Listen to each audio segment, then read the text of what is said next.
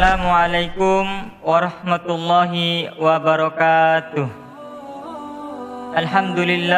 Alhamdulillahilladzi arsala rasulahu bil huda wa dinil haq liyuzhirahu 'alad dini kullihi wa kafa billahi syahida. Asyhadu an la ilaha illallah wahdahu la syarikalah wa ashhadu anna Muhammadan 'abduhu wa rasuluh. Allahumma salli ala Muhammadin wa ala alihi wa ashabihi ajma'in, amma ba'd. Pertama-tama, marilah kita panjatkan puja dan puji syukur kita atas kehadirat Allah Subhanahu wa taala. Allah Subhanahu wa taala yang telah memberikan kita berbagai macam kenikmatan kepada kita. Sehingga dengan nikmat yang Allah Subhanahu wa taala berikan kepada kita, dari nikmat kesehatan, nikmat keimanan, nikmat Islam, lebih-lebih nikmat kesempatan kepada kita semua. Sehingga dengan nikmat itu kita mampu untuk melaksanakan aktivitas kita sehari-hari pada saat ini. Dan kita mampu untuk bagaimana bersama keluarga kita, istri dan anak kita, bahkan keluarga kita. Karena itu semua masih diberikan kenikmatan dari Allah Subhanahu wa taala. Maka bagi kita, saudara sekalian, maka sepatutnya dan wajiblah kita untuk mensyukuri kenikmatan yang diberikan oleh Allah Subhanahu wa taala. Karena kenapa? Karena tidak semua manusia di muka bumi ini, tidak semua manusia pada saat ini langsung mendapatkan kenikmatan dari Allah Subhanahu wa taala. Contohnya bagaimana? Contohnya saat ini saudara kita, keluarga kita yang saat ini yang berada di tempat kesehatan misalnya, di rumah sakit misalnya, puskesmas misalnya, mereka kurang dari kenikmatan dari Allah Subhanahu wa taala. Misalnya kurang dari penglihatan, tidak bisa melaksanakan ibadah, tidak bisa makan, tidak bisa melihat, bahkan tidak bisa mendengar. Karena itu semua kurang dari kenikmatan yang Allah Subhanahu wa taala berikan kepada mereka. Maka sepatutnya kita yang saat ini masih dalam keadaan sehat walafiat, maka sepatutnya kita untuk mensyukuri kenikmatannya Allah Subhanahu wa taala. Maka kata Allah Subhanahu wa taala dalam Al-Qur'an, barang siapa yang mensyukuri kenikmatanku, kata Allah Subhanahu wa taala, maka aku akan tambahkan kenikmatanku bagi orang-orang yang mensyukuri kenikmatanku itu. Dan kata Allah, barang siapa yang tidak mensyukuri kenikmatanku, kata Allah, maka aku akan tambahkan, aku akan timpahkan azab yang sangat pedih bagi orang-orang yang tidak mensyukuri kenikmatanku, kata Allah Subhanahu wa taala. Maka kedua kalinya salawat serta salam kita haturkan kepada junjungan kita Nabi besar Muhammad sallallahu alaihi wasallam. Nabi yang rela mengorbankan harta dan bendahnya, bahkan nyawa beliau pun ia pertaruhkan demi agama Islam, sehingga agama kita ini, agama Islam ini bisa berdiri kokoh di muka bumi Allah Subhanahu wa taala saat ini. Dan Nabi sebagai contoh teladan bagi kita semua, akhlaknya yang mulia, bahkan amal yang dilakukan oleh Nabi pun itu sudah pasti adalah amal kebaikan bagi kita.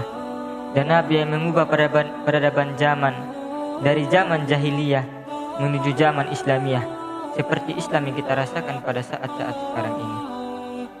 Hadirin jamaah yang sama-sama dirahmati Allah Subhanahu wa taala. Adapun ceramah yang akan Anda sampaikan pada kesempatan kali ini, yakni yang berjudul syarat-syarat agar diterima amal kita di sisinya Allah Subhanahu wa taala. Hadirin jamaah yang sama-sama dirahmati Allah Subhanahu wa taala.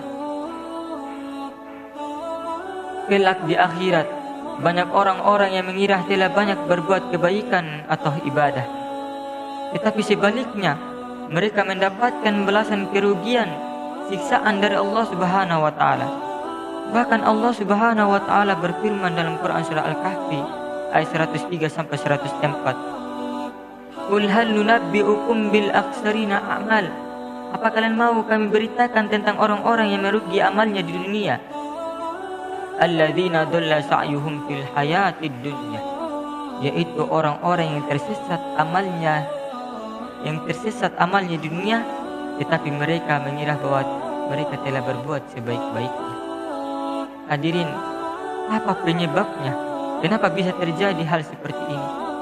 Bisa saja orang tersebut adalah orang yang rajin ibadahnya, tidak pernah meninggalkan sholat, rajin puasanya, rajin zakatnya dan hajinya.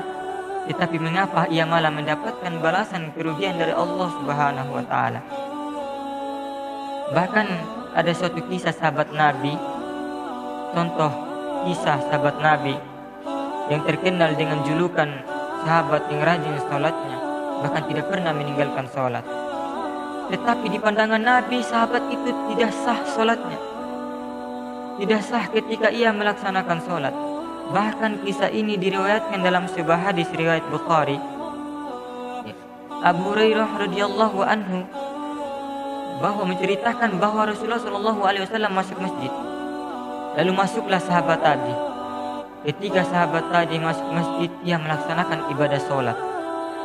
Ketika selesai melaksanakan ibadah sholat, ia beranjak dan menghampiri Nabi dan mengucapkan salam kepada Nabi. Kata sahabat, "Assalamualaikum warahmatullahi wabarakatuh." Kemudian Nabi menjawab salamnya, "Waalaikumsalam warahmatullahi wabarakatuh." Terus apa kata Nabi? Kata Nabi, "Wahai sahabat, kembalilah kamu sholat. Kembalilah ke tempatmu untuk melaksanakan sholat, karena sholat Anda tidak sah," kata sahabat. Kemudian sahabat tadi kembali untuk melaksanakan sholat sebagaimana sholat yang semula. Ternyata ketika melaksanakan sholat, ia kembali lagi kepada Nabi dan mengucapkan salam. Dan kata Nabi lagi, "Wahai sahabat, kembalilah sholat, karena Anda belum sholat," kata sahabat. Dan kata Nabi Shallallahu Alaihi Wasallam.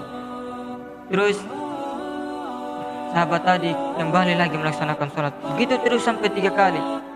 Akhirnya sahabat tadi mengatakan kepada Nabi, "Demi zat yang mengutusmu, wahai Nabi, dengan zat yang mengutusmu dengan kebenaran, saya belum pernah sholat lebih baik daripada ini," kata sahabat.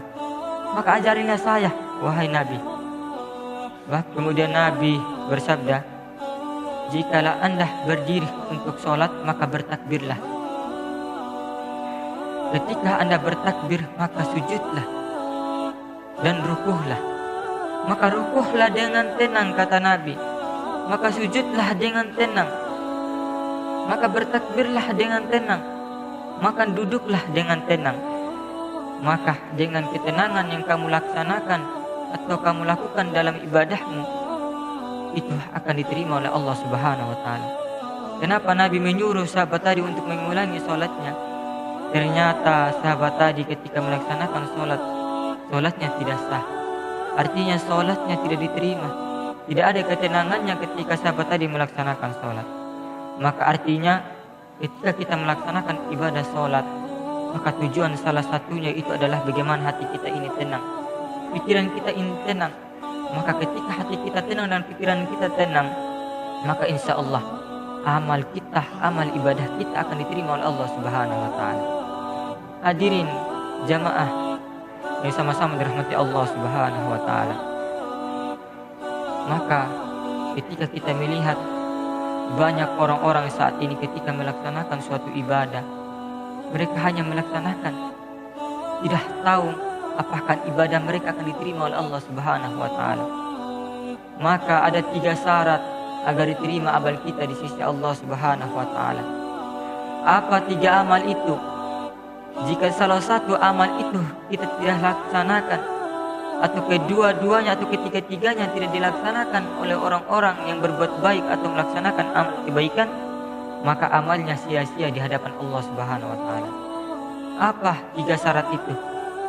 3 syarat itu yaitu diistilahkan 3I. Apa 3I itu? 3I itu adalah yang pertama yaitu adalah Islam, yang kedua adalah ikhlas, dan yang ketiga yaitu adalah itibah. Hadirin jamaah yang sama-sama dirahmati Allah Subhanahu wa taala. Agar amal kita diterima di sisi Allah Subhanahu wa taala, yang pertama kali yaitu adalah kita harus beragama Islam. Walaupun kita budi pekerti kita baik, akhlak kita baik, sifat kita dan tabiat kita baik di hadapan orang lain, bahkan kita mensedekahkan harta kita dan sebagai lainnya kekayaan kita ke tempat-tempat beribadah, tempat anak yatim, ke tempat orang-orang yang tidak mampu, tetapi kita bukan beragama Islam, maka amal kita sia-sia di hadapan Allah Subhanahu wa taala. Karena kenapa? Karena tujuan salah satu agar amal kita diterima di sisi Allah Subhanahu wa taala kita harus beragama Islam, saudara-saudara sekalian. Karena agama yang terbaik di sisi Allah Subhanahu wa Ta'ala yaitu adalah agama Islam. Dimanapun kita melakukan suatu kebaikan, jikalau kita bukan beragama Islam, maka sia-sialah amal kita. Kemudian yang kedua, agar amal kita diterima di sisi Allah Subhanahu wa Ta'ala, yang kedua yaitu adalah ikhlas. Hadirin jamaah yang sama-sama dirahmati Allah Subhanahu wa Ta'ala, ketika kita mengikhlaskan sesuatu yang kita lakukan kepada orang lain, maka tanamkan dalam diri kita bahwa keikhlasan itu sangat penting kita tanamkan dalam hidup kita, dalam kehidupan kita sehari-hari. Karena kenapa? Terkadang orang melakukan suatu kebaikan, melakukan sedekah, melakukan ibadah sholat misalnya. Tujuan mereka bagaimana? Tujuan mereka yaitu adalah bagaimana agar dinilai oleh orang lain, agar dibangga-banggakan oleh orang lain, agar dinilai ternyata orang ini adalah orang yang rajin ibadah. Tapi tujuan salah satunya ketika orang pemikirannya seperti itu, maka itu tercantum sebagai kategori riya. Maka bagaimana ketika kita melakukan suatu ibadah itu dengan keikhlasan, kita sedekah kepada orang lain dengan ikhlas, dengan niat kita. Bagaimana agar hidup kita ini ketika orang yang beda, orang terkadang ada pilihan yang berbeda. Ada orang yang benar-benar ikhlas dan ada orang-orang yang tidak ikhlas. Maka ketika kita membedakan antara dua-duanya ini, ternyata orang-orang yang ikhlas itu ternyata bagaimana suatu postur dari suatu wajahnya itu berbeda dengan orang-orang yang tidak ikhlas. Kita langsung bagaimana kita menilai ketika orang itu ikhlas itu berbeda dengan orang-orang yang tidak ikhlas.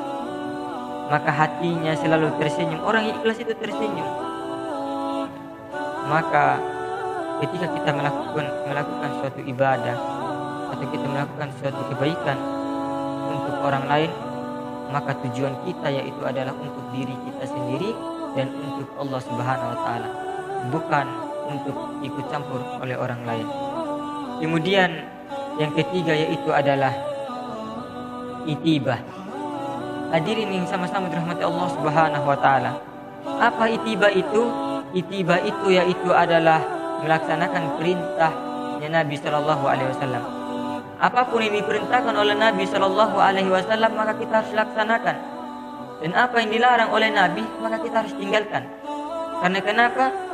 Apapun yang diperintahkan oleh Nabi itu adalah suatu amal kebaikan kita sebagai bekal amal kebaikan kita di akhirat nanti.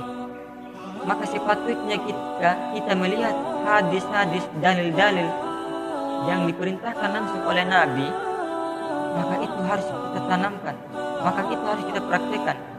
Karena kenapa? Itu adalah bekal amal kita. Barang siapa yang ketika melakukan apa yang diperintahkan oleh Nabi, itu langsung dinilai dan langsung diambil pahalanya dan langsung dicatat oleh malaikat pahalanya itu.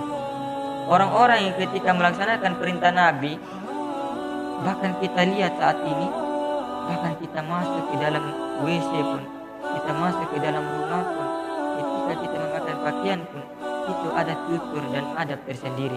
Maka itu yang diperintahkan oleh Nabi.